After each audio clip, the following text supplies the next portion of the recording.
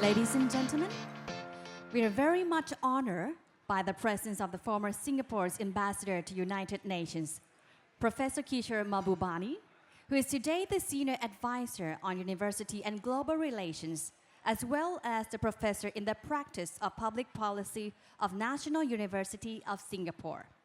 The Professor is now ready to deliver a visionary speech on Are the US and China doomed to enmity?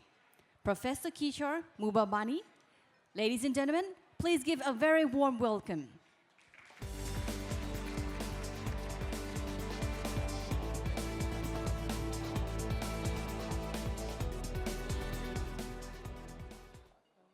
Good evening, everyone. The most difficult assignment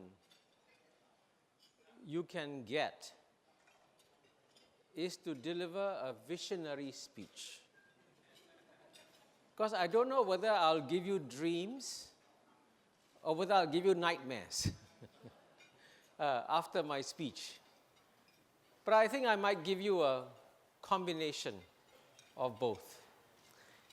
And as you know, the topic we are addressing tonight is what does this trade war between the United States and China mean for ASEAN? And trust me, in the next 10 years, this struggle between the United States and China is going to become monumental. We'll all be affected by it. So let's get ready for it. So what I plan to do today, since I'm going to talk about ASEAN, I should also speak about ASEAN and explain to you, firstly, why ASEAN should have failed. Two, why it succeeded. Three, what ASEAN has delivered. Four, the dangers that ASEAN is facing now, and that's when I'll talk about the US-China trade war. And five, what do we do about it? And I want you all to keep on eating. Don't pause, and I will stick to my 30 minutes assigned to me. Let me begin by telling you that 52 years ago, in Bangkok, here, 5 men came to Bangkok and had a meeting. One Buddhist gentleman, Tanat Koman, 2 Muslims, Tun Razak and Adam Malik, 1 Christian, Ramos from Philippines, and 1 free thinker, former Hindu, Rajaratnam from Singapore. And they met in Bangkok and they signed the ASEAN Declaration. Now, if they were alive today and they could see where ASEAN is today, they would be absolutely shocked. And they say, this is amazing. They say, this is a miracle. That's why my co-author and I, Jeffrey Singh, I'm glad he's here today, have authored a book called The ASEAN Miracle. And it's important to understand this miracle because if you want to preserve it, and we all want to preserve ASEAN, we have to know why ASEAN is so special. And the first reason why ASEAN is so special is that ASEAN should have failed. I want to emphasize this, okay? ASEAN should not have succeeded. And there are many reasons why ASEAN should have failed. Because for a start, most regional organizations fail. And why do regional organizations fail? Because regional organizations is not like a club. You can choose your members. In the regional organization, the neighbors get together. And the problem about neighbors getting together is that neighbors have been fighting each other for 50 years, 100 years, 200 years, and you say, now be friends. and join a regional organization. And if you want proof that regional organizations fail, look at regions like South Asia, India, Pakistan. Their culture is so similar. They speak the same language. And SAARC cannot even meet. The Gulf Cooperation Council, same language, same culture, all monarchies. Saudi Arabia and Qatar cannot talk to each other. And amazingly, the most successful regional organization in the world, the European Union, is about to break up before ASEAN is going to break up. That's amazing. That shows you how difficult it is. And if you were to pick the most difficult region in the world to plant a regional organization, you would choose Southeast Asia. Because out of 640 million people, you have 240 million Muslims, 150 million Christians, 150 million Buddhists, Mahayana Buddhists, Hinayana Buddhists, you have Confucianists, you have Taoists, you have Hindus, and you have communists. Southeast Asia is the most diverse region on planet Earth. This is where regional organizations are supposed to fail. Instead, it has succeeded. So the question is, why has ASEAN succeeded? And it's important to know a bit of the history, because one of the themes I'm going to emphasize to you is that ASEAN does face the danger again of failing. So that's why we have to know why ASEAN has succeeded. And it has succeeded in our book, as we explained, because of 3 4-letter words. And the first 4-letter word begins with F. And I'll spell it for you. F-E-A-R.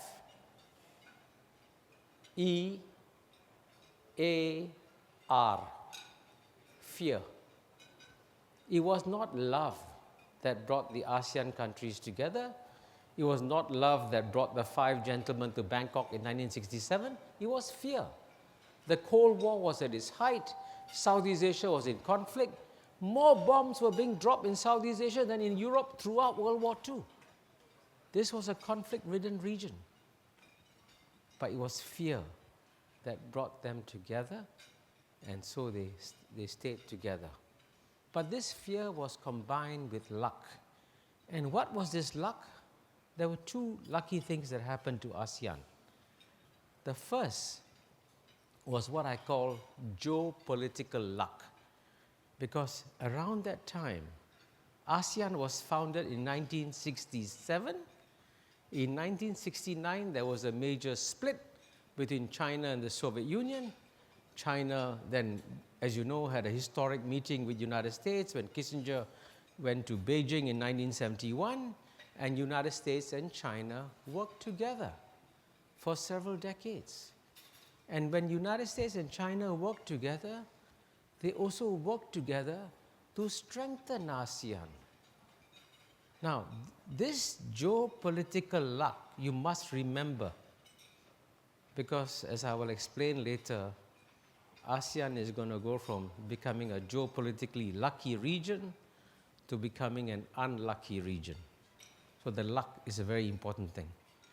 And the second piece of luck is that in the 1980s, ASEAN had very strong leaders, very strong, and they worked together. President Suharto of Indonesia, then Prime Minister Mahathir of Malaysia, he's still around, Mr. Lee Kuan Yew of Singapore, and Thailand also had very strong leaders, and they all worked together. Today, in ASEAN, as I'll explain, you have domestically distracted leaders. So it's a challenge. So these were the factors. And the third 4-letter word, incidentally, why ASEAN succeeded, I'll spell it for you, is G-O-L-F, golf. And it's a very serious point I'm making. And if you read our book, you'll find I give you example after example how difficult negotiations were resolved on the golf course through the sense of camaraderie that happened. And when I was the leader of the senior official delegation from Singapore at ASEAN meetings in 1990s, we resolved issues at golf. So these were the factors that brought ASEAN together: fear, luck, golf. And what are the benefits ASEAN has delivered? Now, the benefits that ASEAN has delivered are absolutely amazing. First thing, it has delivered peace to what has been called by British historians the Balkans of Asia. I explained the diversity of Asia. If wars should be starting, they should be starting here in Southeast Asia, right? Now, 0 wars. That's stunning. As you know, we came very close a few days ago to the United States launching a new war against Iran. We see a big war going on in Yemen. Earlier this year, we saw India and Pakistan shooting each other's planes down. That should be happening in Southeast Asia. It's not happening in Southeast Asia. That's amazing. It's absolutely amazing. And you all take it for granted. You're all breathing oxygen in this room, and you think this oxygen is going to be there all the time. You don't worry about it. Peace is like oxygen, right? You've got to make sure you take care of it and maintain it.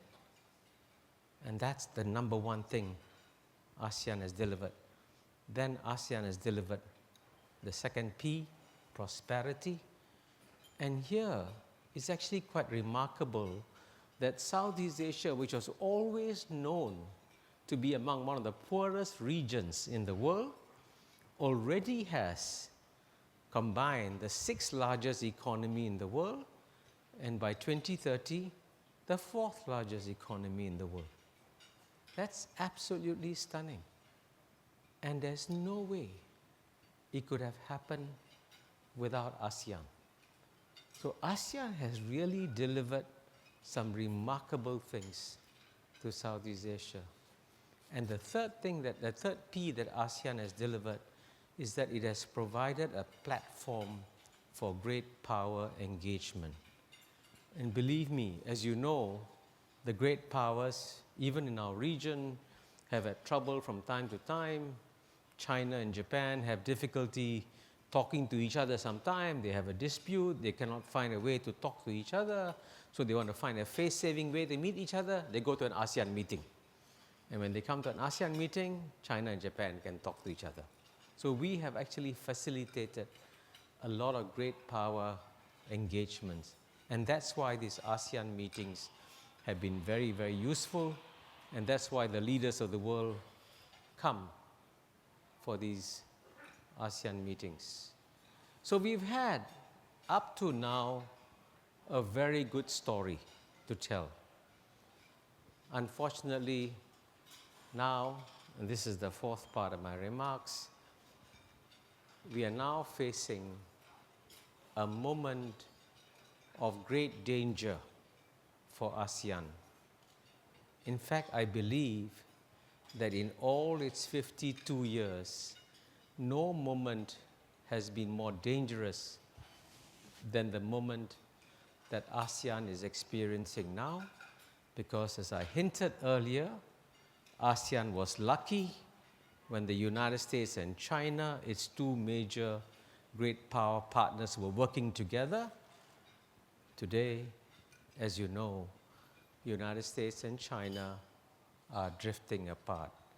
And I'm actually, just for your information, in exactly 7 days from now, I have to submit an 80,000-word manuscript to my publisher in New York, Public Affairs, on the future of US-China relations. And having written most of the book, I can tell you that the struggle between United States and China will be monumental and multidimensional. You are only focused on the trade war, but it's not a trade war. trade is only the place where they're playing the game.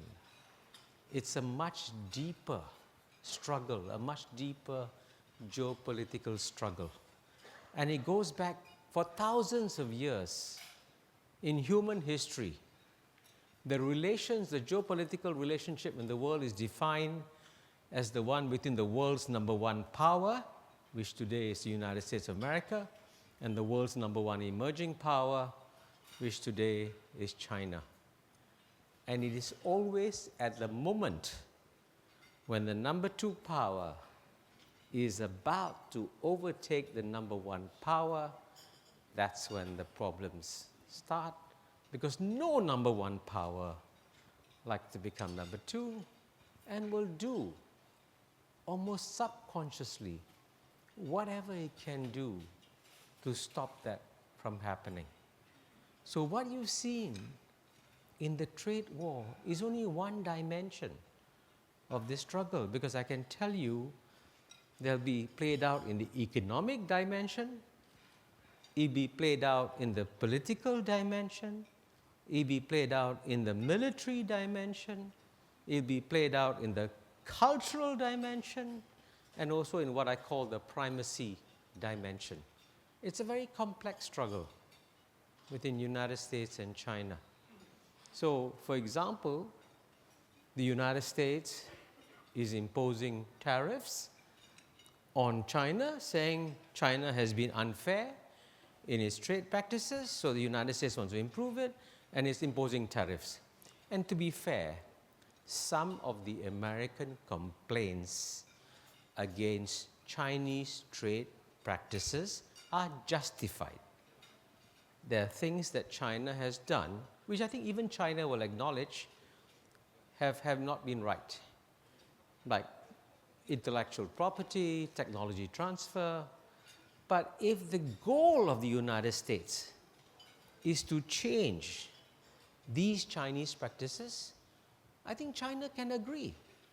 They can come to a deal if the issue is trade. But there are people around President Donald Trump who believe that the best way to slow down China is to decouple the American economy from the Chinese economy.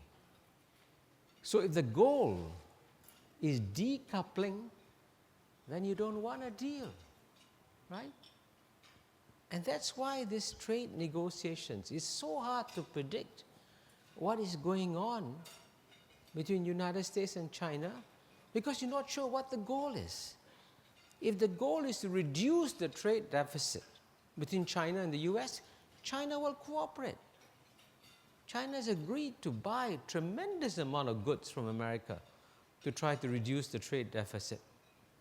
But if the goal is to decouple, then you don't want a deal. And these are conflicting signals that are coming. And the paradox here is that, as you know, the Trump administration is a very difficult administration to read. It changes every day.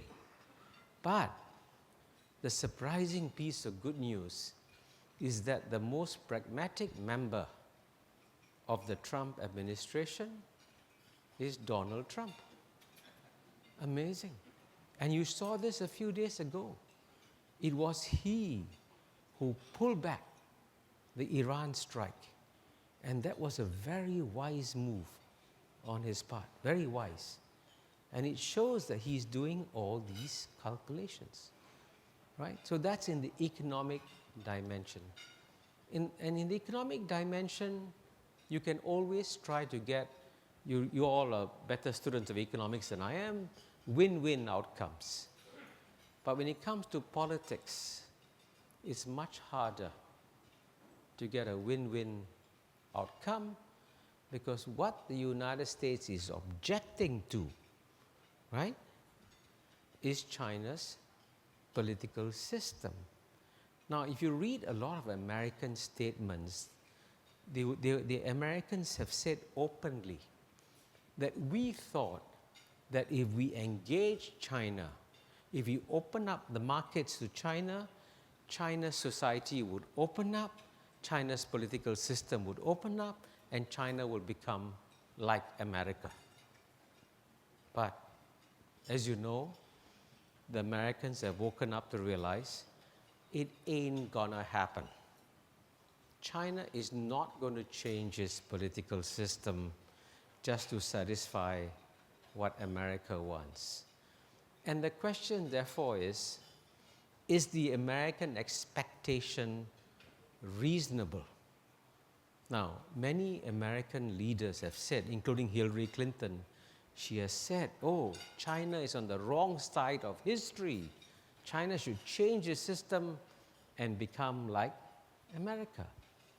But when future historians look at this, they'll be very puzzled that the United States, which is barely less than 250 years old, with 330 million people, United States says, hey, I know better what's good for China. Now, China's history is over 2,000 years old, and the population is 4 times larger, and they have their own political traditions, their own political dynamic. How can the United States say, I know better what's good for China? But this is what many Americans believe, and this is driving also the rising tensions within the two sides.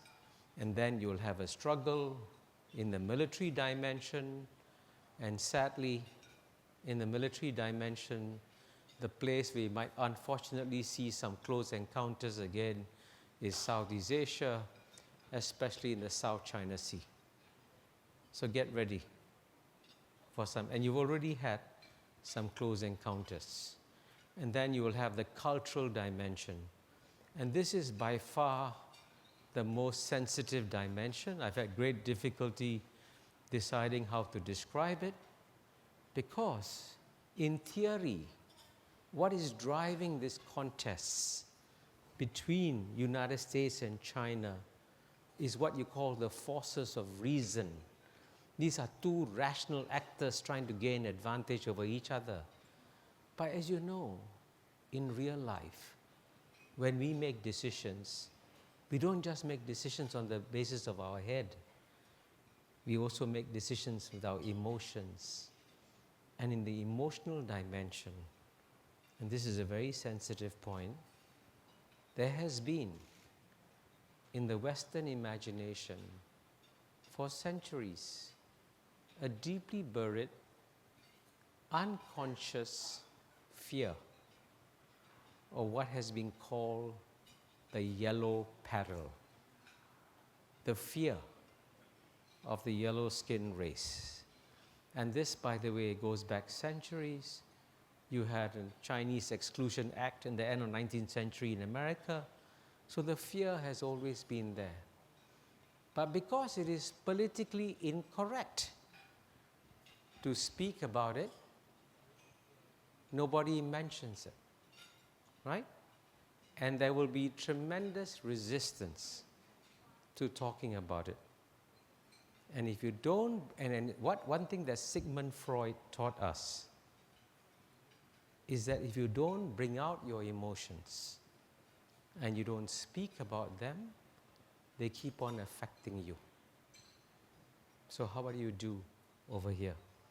So this is another area of complexity in the one. And then finally, you have the issue of primacy. Who is number one? Who is number two? Right? And here, it is all, as you know, let me give you two statistics. In purchasing power parity terms, in 1980, China's GNP was 10% that of United States. In 2014, 5 years ago, it became bigger. And very few people noticed it. And if you want the figure in nominal GNP terms, in the year 2000, in nominal market terms, the United States GNP was 8 times larger. 8 times. Today is 1.5 times larger. And within a decade or more, it is almost inevitable that China's GNP will become bigger. And when it becomes bigger, how do you adjust? All kinds of things have to happen. And as Christine Lagarde has said openly, the head of IMF, she said, the constitution of the IMF says that the headquarters of the IMF must always be in the capital city of the biggest economy in the world. Do you think people are ready to move the IMF to Beijing? It's going to come. But we're not preparing for it, right? So it's a different world that is coming. And the next 10 years will be particularly difficult and challenging. And it will be especially challenging for ASEAN. Because we were lucky when United States and China worked together, ASEAN became strong. And now, when the contest steps up between United States and China, the one regional organization that will have the biggest challenge is ASEAN, because there'll be forces pulling apart ASEAN. It's going to happen on the trade front. We'll have to make painful decisions. Like, for example, as you know, the United States has announced, it's open, and I'm not giving a secret away, that if countries buy Huawei telecommunications equipment, the United States will reduce its cooperation with countries that buy Huawei equipment.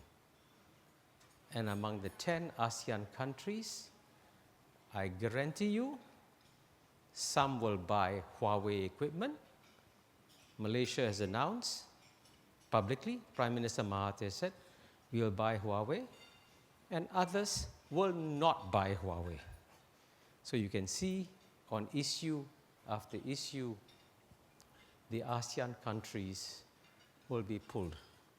So I think it's very important for us to be psychologically ready for this great contest and to figure out what we need to do. And so this brings me to, I guess, in some ways, the most important message, which is that ASEAN should begin preparing itself psychologically for this great contest. And the best way to prepare for this psychological contest is to speak openly about it to each other. Let's not pretend it's not going to happen. It is going to happen. So let's talk about it. And let us have more meetings. And this is why a meeting like this one, right, where you have CLMVT, that's also a very important meeting. Because it is through meetings like this, even if it's only 5 countries of ASEAN and not 10 countries of ASEAN, you're still meeting, you're still talking to each other, and you're still networking. And these networks are very, very important in a turbulent world. And I can tell you that even though I may have made you feel pessimistic by now, let me conclude on an optimistic note by telling you that despite these challenges, the world will continue to get better and better. And why do I have this confidence? Let me give you a few statistics. You know, in 1950, which is not so long ago, right? 2 years after I was born, 85% of the world's population lived in extreme poverty. Today, it's less than 10%, right? The number of people dying in interstate wars, right?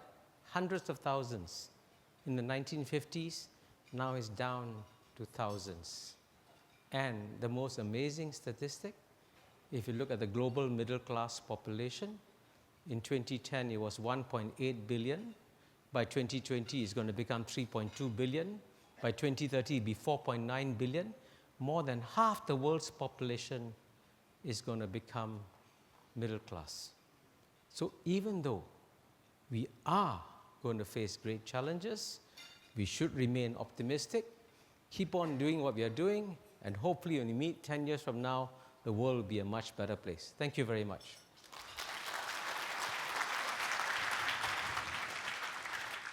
Thank you very much to Professor for such enriched and visionary